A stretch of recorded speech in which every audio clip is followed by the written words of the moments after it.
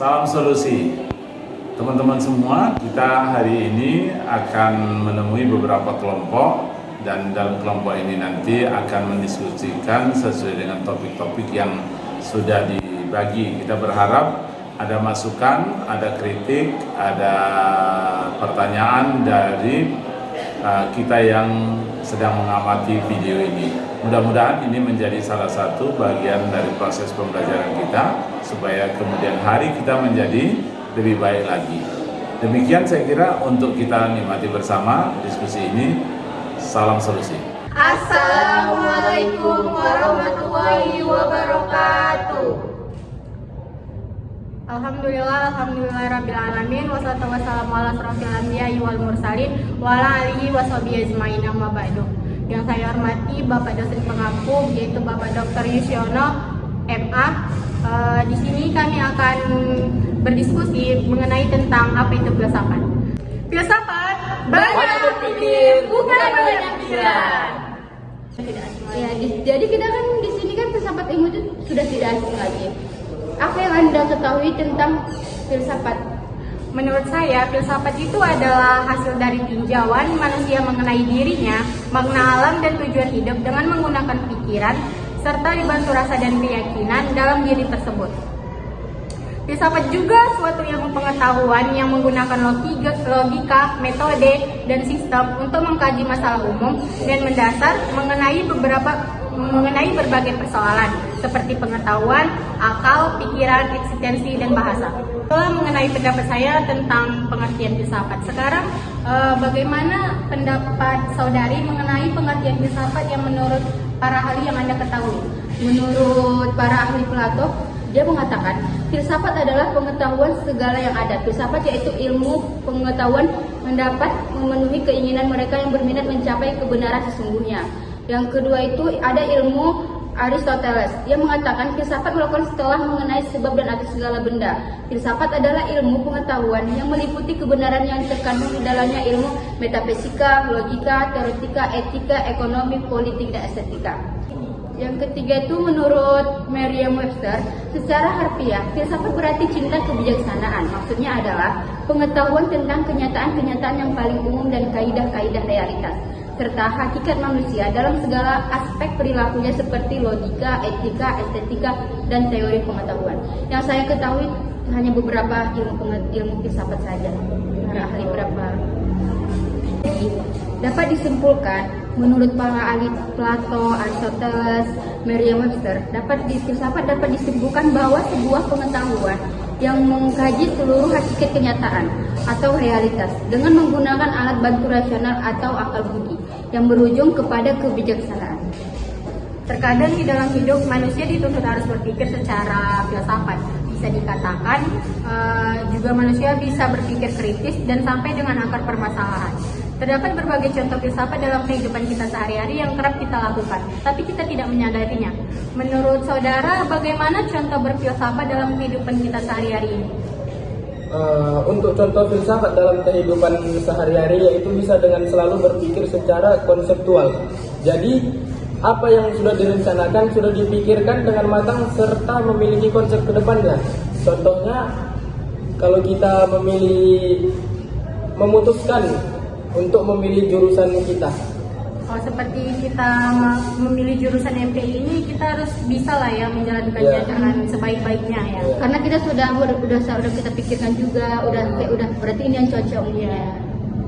Setiap manusia memiliki pikiran. Pikiran ini digunakan untuk berpikir. Tentunya setiap manusia memikirkan apa yang dibuat untuk tujuan hidupnya. Manusia akan terus mengolah, mengembangkan, mengeluarkan potensi yang ada dalam dirinya untuk melakukan hal-hal tersebut. Diperlukan kedewasaan yang mendalam dalam berpikir. Tidak cukup hanya memikirkan sesuatu, perlu ada analisis kritis akademik sehingga membentuk pemikiran cerdas yang sehat. Jadi, menurut saudari beberapa penting mempelajari filsafat bagi mahasiswa seperti kita ini. Menurut pendapat saya, berpikir secara filsafat itu sangat penting untuk kita sebagai mahasiswa ini. Karena dengan kita berfilsafat dapat membentuk logika yang berpikir secara kritis, dan dapat memberikan gambaran bahwa filsafat berkaitan dengan cara berpikir, mempertanyakan sesuatu secara kritis dan secara fundamental. Jadi, beberapa alasan dasar mengapa mahasiswa harus mempelajari filsafat sebagai ilmu dasar yang harus dimiliki. Yang pertama yaitu sebagai orang yang kritis. Dengan mempelajari filsafat, kita dapat memiliki pemikiran yang kritis. Setelah kita lulus dari kuliah ini, kita kan akan di dunia pekerjaan. Pasti kita akan menghadapi berbagai masalah dalam pekerjaan itu. Maka kita harus bisa berpikir secara kritis. Yang kedua yaitu berpikir secara fleksibel. Filsafat bersifat dinamis, tidak terikat oleh satu aturan. Hal ini akan membuat kita memiliki kebebasan berpikir, memiliki kemauan untuk mencoba hal-hal yang baru. Yang ketiga itu yaitu pahami bahwa segala sesuatu yang terjadi berdasarkan sebab dan akibatnya. Yang keempat, mampu berpikir rasional dan logis. Yang kelima, membangun semangat toleransi. Itulah menurut pendapat saya mengapa sangat penting berfilsafat untuk kita ini. Jadi seperti saudari bilangkan, ada beberapa poin tentang dasar mengapa mahasiswa seperti kita ini dalam mempelajari filsafat. Ada tadi poinnya itu pahami bahwa segala sesuatu yang terjadi berdasarkan sebab dan akibatnya. Itu bagaimana? Pahaminya bagaimana? Begini, bahwa segala sesuatu yang terjadi pasti ada sebab yang memulainya, ya kan?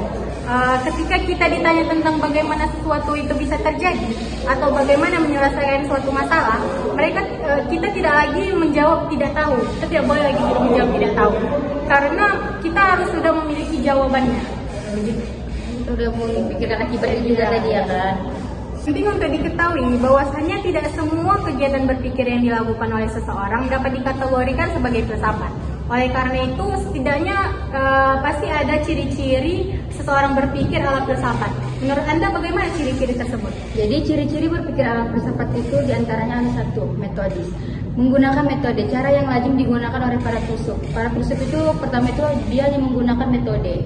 Yang kedua itu sistematis, berpikir dalam suatu keterkaitan antara unsur-unsur suatu keseluruhan sehingga tersusun suatu pola pemikiran filosofis. Yang ketiga koheren, unsur-unsur yang dipikirkan tidak terjadi sesuatu yang bertentangan dan tersusun secara logis. Yang keempat rasional, mendasarkan pada kaidah berpikir yang benar dan logis sesuai dengan kaidah logika. Yang kelima komprehensif, berpikir tentang sesuatu dari berbagai sudut atau multidimensi. Yang keenam radikal, berpikir secara mendalam sampai ke akar-akarnya atau sampai pada tingkatan esensi sedalam-dalamnya. Yang ketujuh itu universal, muatan kebenarannya bersifat universal, mengarah kepada realitas kehidupan manusia secara keseluruhan. Jadi itulah poin-poin ciri-ciri berpikir ala filsafat. Oh begitu. Terima kasih untuk jawaban Anda, Saudari Salimah. Jadi saudara, dari yang saya baca, filsafat kan nggak mungkin tidak ada perkembangannya. Semuanya pasti ada perkembangannya. Jadi jelaskan sejarah perkembangan filsafat di masa Yunani. Saudari, secara perkembangan filsafat itu merupakan salah satu unsur penting dalam memahami perkembangan pemikiran umat manusia, di mana tak kala itu filsafat dikenal sebagai hidupnya ilmu. Pengetahuan mengenai sejarah perkembangan filsafat Yunani akan memberikan sebuah pemahaman tentang berpisahnya disiplin ilmu dari filsafat. Sejarah perkembangan filsafat Yunani, yang pertama adalah filsafat Prosokrates, kedua aliran Pitagorean, ketiga Heraklitos, keempat aliran Elea, kelima aliran pluralis, keenam aliran atomis, ketujuh kaum sofis, ke-8 periode klasik atau aliran Sokrates. Jadi filsafat Prosokrates itu saya sedang membahas itu adalah filsafat alam. Filsafat Prosokrates itu lebih dikenal dengan istilah filsafat alam, merupakan filsafat pertama ya. Itulah diskusi kami mengenai tentang filsafat, dan dapat disimpulkan ilmu filsafat itu ialah merupakan induk dari segala ilmu yang diharapkan menjadi suatu pedoman bagi manusia untuk mencari kebenaran yang hakiki, sehingga manusia dapat berpikir kritis dan positif dan menjadikan manusia sebagai manusia yang arif dan bijaksana dalam menghadapi segala persoalan, dan menjadikan suatu perbedaan sebagai hikmah dalam kehidupan kita. Itulah diskusi kami. Apabila ada kesalahan kami mohon maaf. Kami akhiri dengan wabillahi taufiq wal hidayah. Wassalamualaikum warahmatullahi wabarakatuh.